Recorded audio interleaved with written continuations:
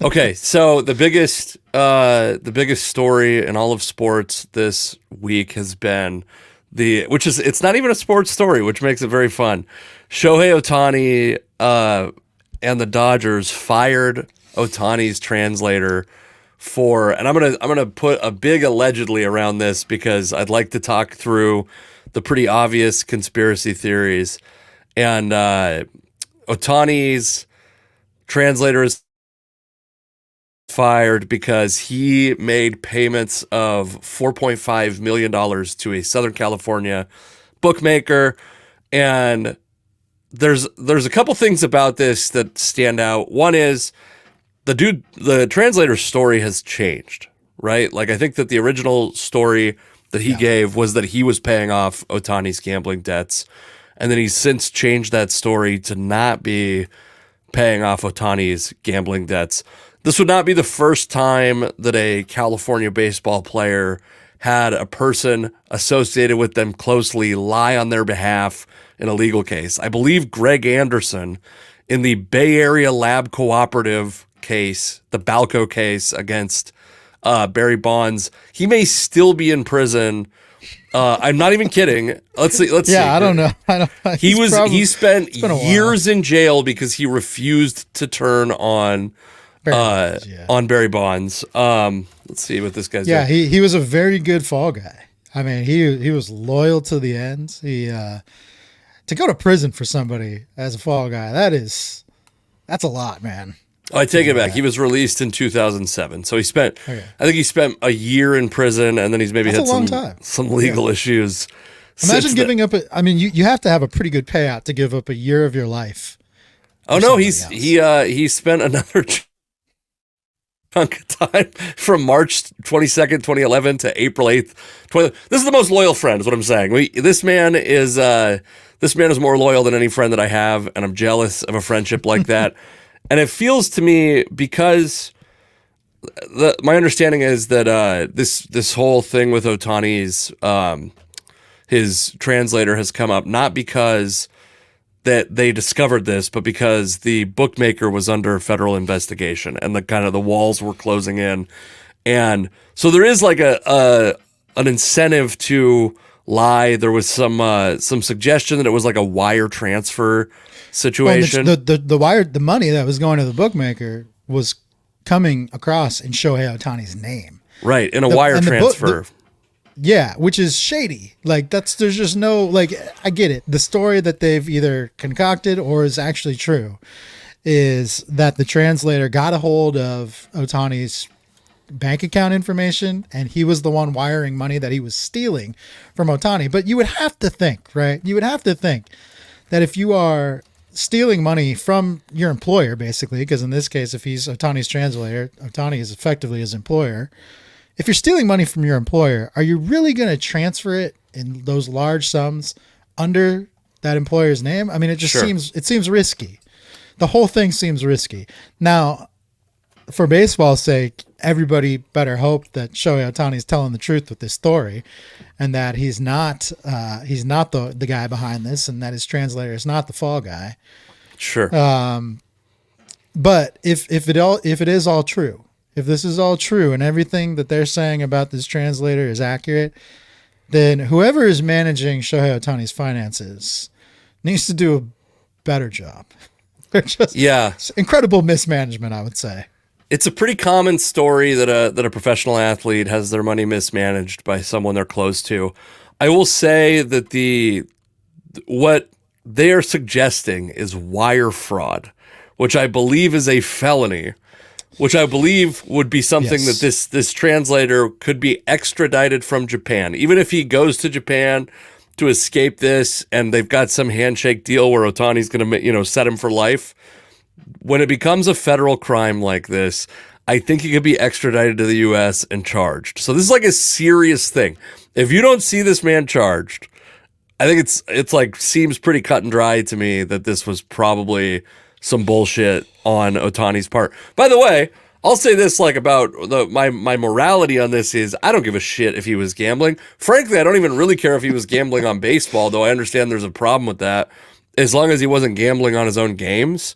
I understand there's like some, whatever it sounds like he was dealing with an illegal bookmaker, which is a little bit different. I don't give a shit about any of that. So from my perspective, like, if Ohtani plays, if he gets cleared, if Major League Baseball looks the other way, I'm pretty much okay with it. I don't care at all. But it seems really obvious to me that he is lying. And yeah, I don't know. It's definitely a weird story. I mean, the story that they've created, if it's an alibi, it's not the best alibi. If we think that the alibi is not great, if it's a little shaky, then whether they're telling the truth or not, they got to do a better job of just communicating it. They got to just find a better job, a better way of spinning this, or else everyone's going to think this guy is guilty. It is interesting. I don't think people would get up in arms about somebody betting on sports like they did when Pete Rose did it. You know, Pete Rose gets caught betting on games. He gets banned from baseball.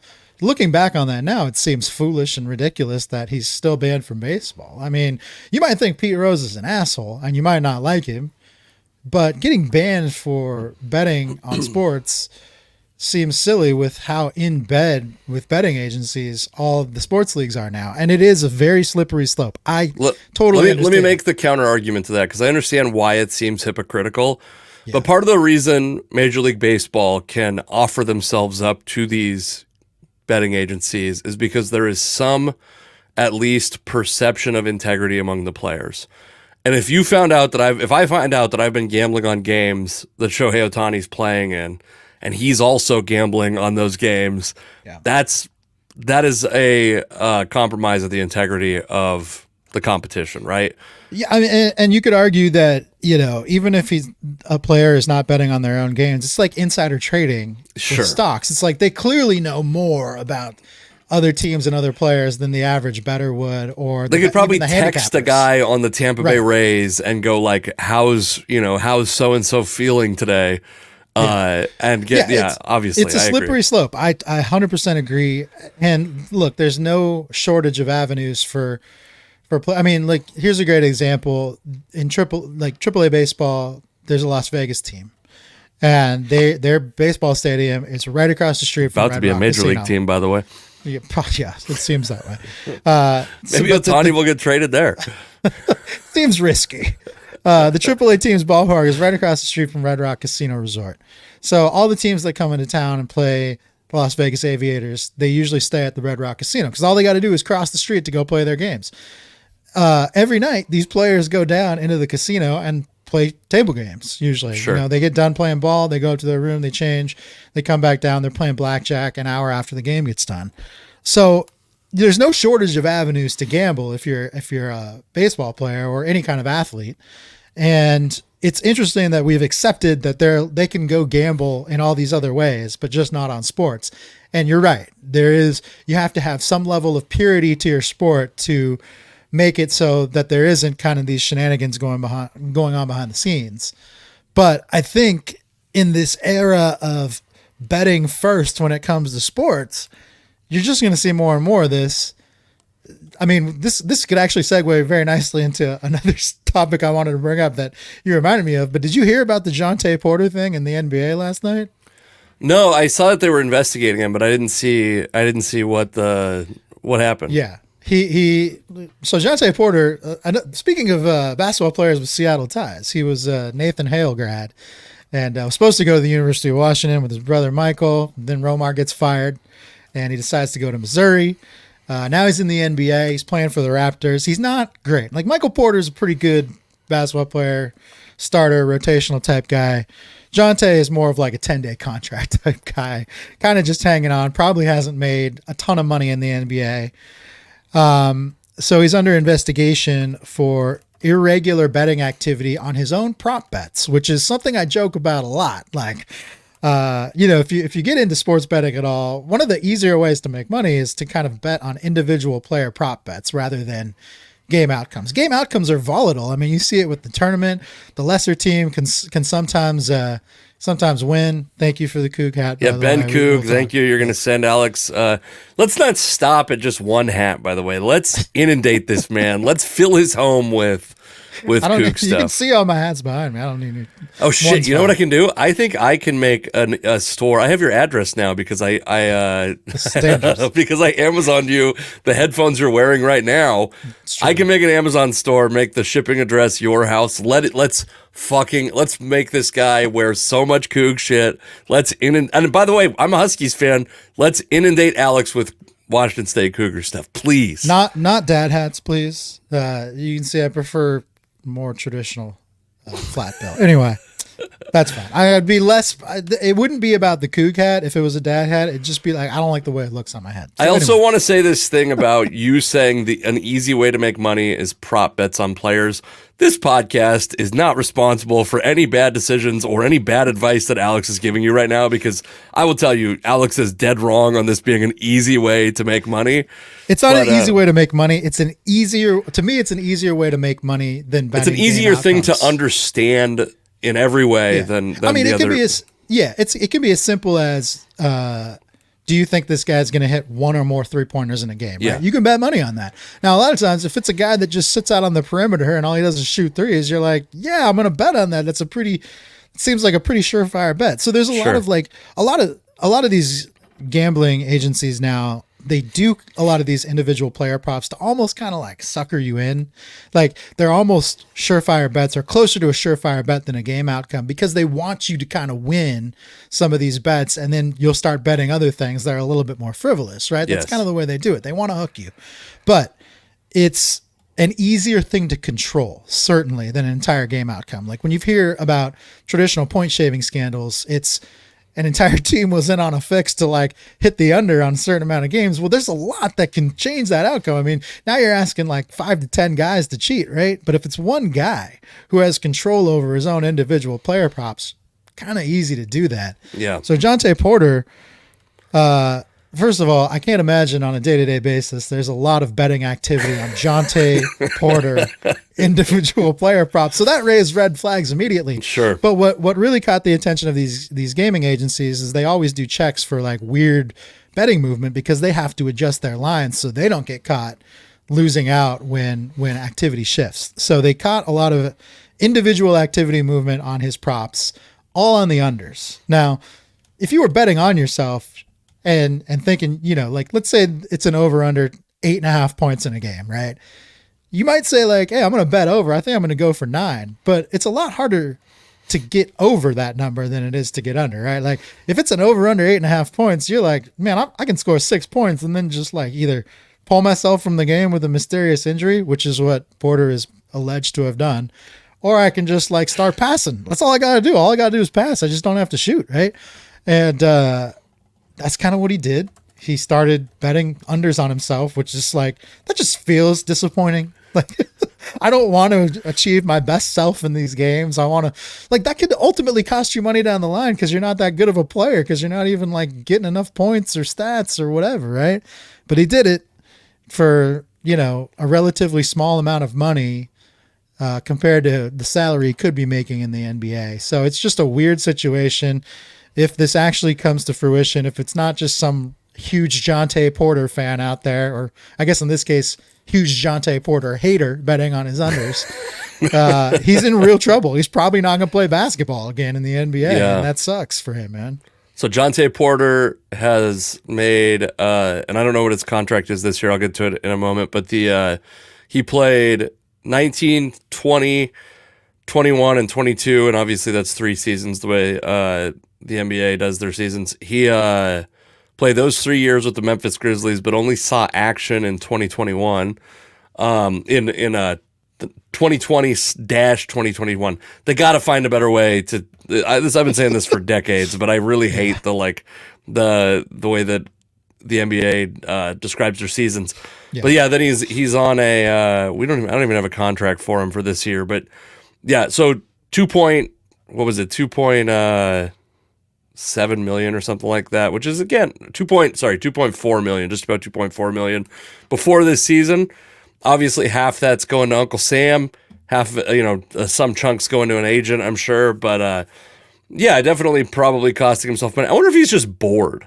I wonder if that's a thing where like I always think about that with guys like this who Jonte Porter is like not a good NBA player, maybe is there because I mean he is 6'10" and you know probably is fine. I don't know anything about Jonte Porter, but what I will say is he's a lefty, so he would fit very well into your left-handed player. Fair. He is undrafted and playing in the NBA, so that is outpacing his projection if you're just going off draft status.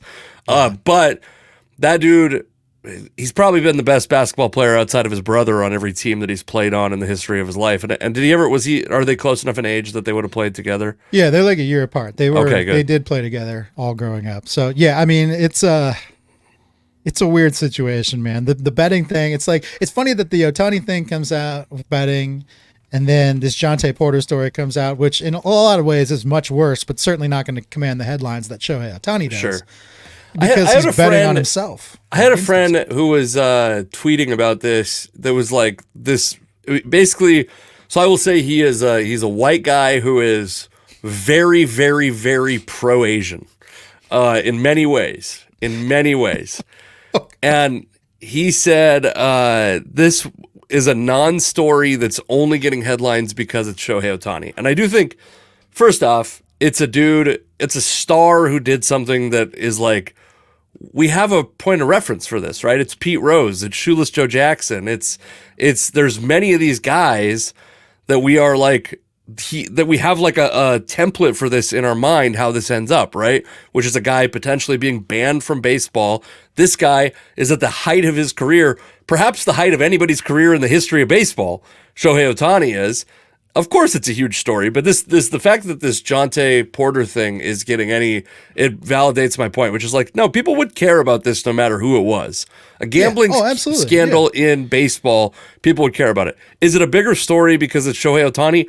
Obviously, welcome to fucking pop culture and entertainment. You know what I mean? Stars make the story more enticing for people to talk about. Yeah, I mean it's a reality. I mean, Ohtani's going to command the attention, but you're right. I mean, I think it's the world of sports and betting, the way that it's kind of come together has created an uncomfortable landscape. Like, even if you're into sports betting, and I do a little bit of it, I like doing the tournament and stuff, but that's generally all I do for the entire year, right? So it's like, for me, I'm like, I guess I'm kind of their target demo, which you're going to pump these betting ads at me and hope that I go to the casino and lay a bet down, right? Like, that's what you want to have happen. But at the end of the day, objectively, you look at it and you're like, this is uncomfortable because you're in one hand, you're asking people to bet on your sport. And in another, you're saying betting on this sport, if you are affiliated with it in any way, in any capacity, and it's not just the players. You know, if you are like a front office personnel and you bet on baseball and you're in baseball, you can get in just as much trouble too. Risking your career for betting when your own league is promoting betting so hard seems silly. Like, it shouldn't be the way that the world works, and yet it is, and it's what it's become, and that's dangerous. It's really dangerous for sports as a whole. Even if you like it, even if you like sports, even if you like gambling, you have to recognize that there is a precedent being set here that, and so I guess in many ways it's just unprecedented. There is no precedent being set. We're entering a new frontier where they will have to set some precedents. And if this Ohtani thing gets kind of like swept under the rug, or MLB gets behind this alibi that he had, this very shaky fairy tale that he's concocted, it'll just be interesting to see. Is it going to be like, are the Jonte Porters of the world going to have to pay for sports and betting coming together, and the Ohtanis get off because they're bigger stars? Is that what we're going to do here? Because that sucks if that's the case. Yeah, Jonte Porter is, I know they don't play the same sport, but it's a little bit reminiscent of when Alex Sanchez got the first steroid suspension in baseball, like a slap hitting leadoff hitter. Yeah. I guess how you feel about this Ohtani thing probably is reflective of, or is a mirror image of, I would guess. How do you feel about the Michael Jordan conspiracy theory? Do you think that Michael Jordan had gambling issues that led to, I mean, obviously there's a tragic element that we hope doesn't happen to Ohtani, whether he's guilty of this or not. We don't want his father to be murdered. But do you find, because I know I will occasionally float a conspiracy theory that you find insane. To me, the Michael Jordan one seems pretty feasible. I'm surprised how on board you are based on our interactions on this podcast, how on board you are with the Ohtani one. As like, to me, it's like a done deal, case closed. We can fucking wipe our hands and move on. This guy probably gambled. And also, again, like I said, I'm not saying that because if Michael Jordan hadn't played after his brief first retirement, basketball would be fucked. Like, probably. It was what he was such an important part of basketball. And if baseball is going to recover any of its market share, Shohei Ohtani is going to have a pretty big role in it. So even if you feel morally obligated or through integrity, you should be suspending Shohei Ohtani. I think this is a point where the stakes are too high. And Major League Baseball better look the other way because they have to. Because otherwise, it's just going to be you and me at 70 years old being the last two guys watching baseball, and everyone else is going to be watching fucking esports, you know? Yeah, I mean, it's interesting because Pete Rose was a huge star when he got banned from baseball. I mean, granted, his playing days were pretty much behind him. He was at one point a player manager and then ultimately just a manager. But, yeah, he was still a huge name. That was a big, big deal. So, I mean, I guess if that is the precedent you set, then Shohei Ohtani shouldn't be absolved. But I get it. I mean, right now, he's the face of the game in a lot of ways. Yeah. With Michael Jordan, there's two things I know for sure. One, that dude never would have bet against himself. Never would have bet his unders. Sure. There's no way in hell. Like, in some ways, I'm like, look, if you want to bet your overs, or you want to bet that your team's going to win, like, more power to you. At least I know you're going to go out there and compete your ass off. Sure. If you're betting your unders, then it's real shady. Like, you're really not doing what you're capable of doing. Yeah. And, Michael, for all the gambling that he did, watching all the documentaries about him, stories that have been written, books that have been written, things that have been written about Michael Jordan, it doesn't seem like he ever bet on basketball or even sports in general. It seemed like he wanted to compete. When he went out on the golf course, you were probably going to lose a lot of money to him. If you were sitting on the back of a plane with him playing whatever crazy card game he invented, you were probably going to lose a lot of money to him. And he liked to go to the casino and gamble at table games. If that's the case, if that's what he was doing, when that's been made very clear that that's okay, then I really don't know like what possibly could have caused so many problems for him. It's only a gambling problem if you don't have the money to back it up. If you have the endless finances to back it up, it's not really a problem, right? Like, yeah. One thing I will say is there's also a pretty strong incentive for Michael Jordan to cover up his sports betting. So the fact that we don't know about it doesn't mean it doesn't exist. We've heard the story since about his just absolute degenerate gambling. So I think it's very possible. There's a great podcast called Culture Kings that talks about it. There's a couple other ones that I've never listened to, but I'm pretty convinced that that's what was going on. But again, basketball would have been stupid. The NBA would have been stupid to not allow Michael Jordan to come back. And we'll never get the details. I think, he's a made man in basketball. They're going to cover it up. I think they have mutual benefit in never letting that story become fully realized in public.